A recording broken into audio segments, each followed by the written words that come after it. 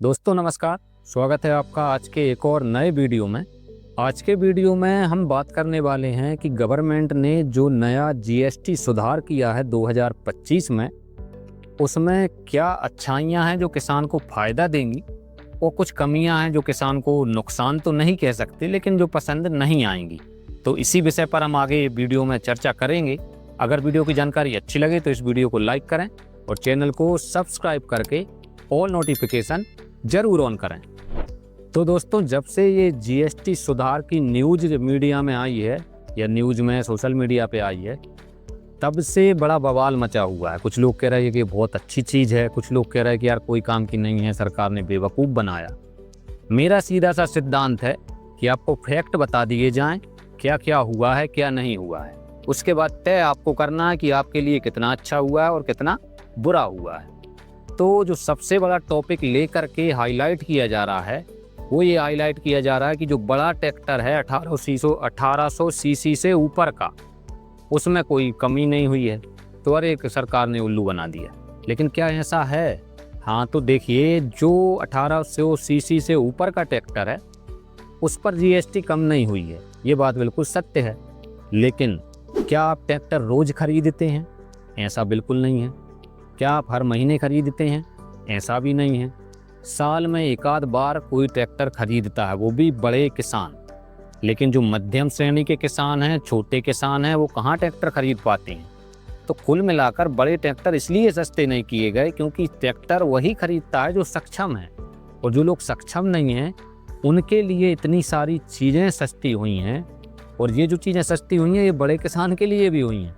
तो मैं आपको एक लिस्ट बताता हूँ जो कि मीडिया में है, सोशल मीडिया में है, न्यूज़ चैनल्स पर है और न्यूज़ आर्टिकल में। वो आप सुनिए, उसके बाद आप खुद निर्णय लीजिए कि आपको कितना फ़ायदा हुआ।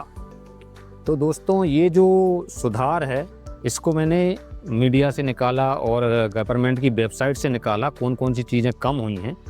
तो ये 3 इसके पॉइंट हैं, 3 सेक्टर में। पहला है कृषि यंत्र और कृषि की मशीनें। जो खेती में आप यंत्र उपयोग करते हैं, मशीनें उपयोग करते हैं, उस पर पहले जीएसटी 12% था। उन सब चीज़ों पर अब हो गया है 5%। तो इसके अंतर्गत क्या क्या आएगा?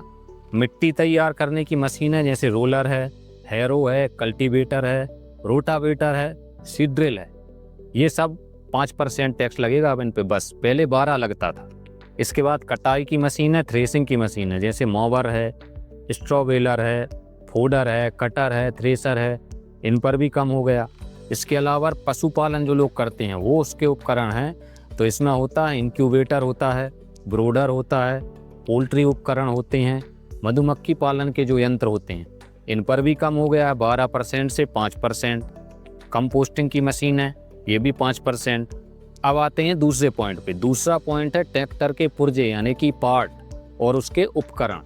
इन पर पहले जीएसटी 18% होता था, ये हो गया 5%। तो इसके अंतर्गत क्या आएगा?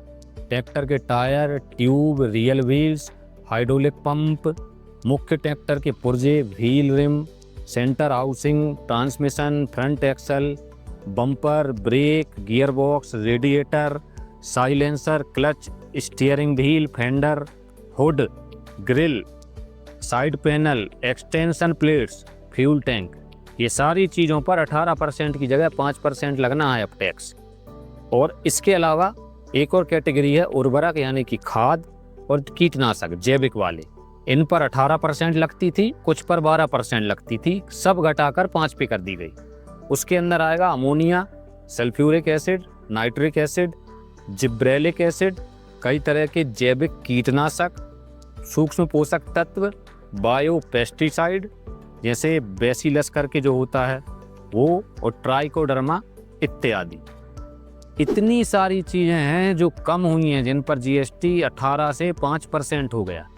लेकिन मीडिया में और कुछ ऐसे लोग जो राजनीतिक टाइप के किसान हैं, एक्चुअली उन्हें किसान नहीं कह सकते, वो हैं राजनेता ही, किसान का रूप धारण करके आपके सामने आएंगे और बोलेंगे अरे सरकार ने बेवकूफ़ बना दिया है और बड़े ट्रैक्टर पे तो कुछ कम ही नहीं हुआ।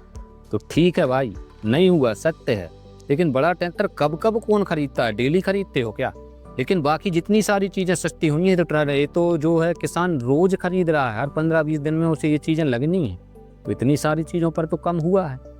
अब आपको तय करना है कि ये जीएसटी सुधार आपके लिए फ़ायदेमंद है या नहीं है, ये आपको तय करना है। मैं इसमें कुछ नहीं कह रहा हूँ, मैं केवल सच्चाई आपके सामने रख रहा हूँ, निर्णय आपको लेना है।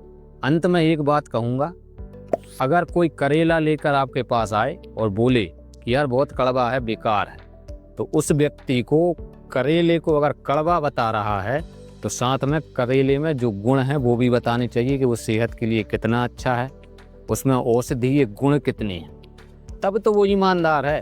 लेकिन अगर वो करेले का सिर्फ कड़वापन बता रहा है, अच्छाइयाँ नहीं बता रहा, इसका मतलब है वो बेईमान व्यक्ति है, वो आपका भला नहीं चाहता। तो चलिए मिलते हैं आगे इसी तरह के किसी अन्य वीडियो में, तब तक के लिए जय हिंद, जय भारत।